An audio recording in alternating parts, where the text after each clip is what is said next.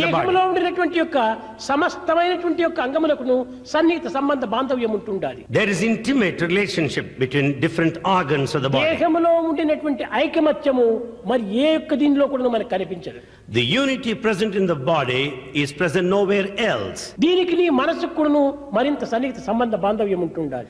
There is much more intimate relationship between the body and the mind. కనుక మనోదేహముల యొక్క ప్రభావాన్ని మానవుడు మొట్టమొదటగా గుర్తించాలి. Man must realize the effect of the relationship between the body and the mind. మనసు యొక్క ప్రభావం కూడాను ఆరోగ్యం పైన అమితంగా ఉంటుంటాది. The thinking faculty of the mind has got effect on the body. కేవలం దేహం పైన మాత్రమే కాదు, జగత్తు పైన కూడాను మన ప్రభావం చాలా అధికంగా ఉంటుండాలి. The effects of the mind, they not merely reflect on the body but on the అందువలన world. వేదాంత ప్రబోధయందు మనోమూలం మిదం జగత్.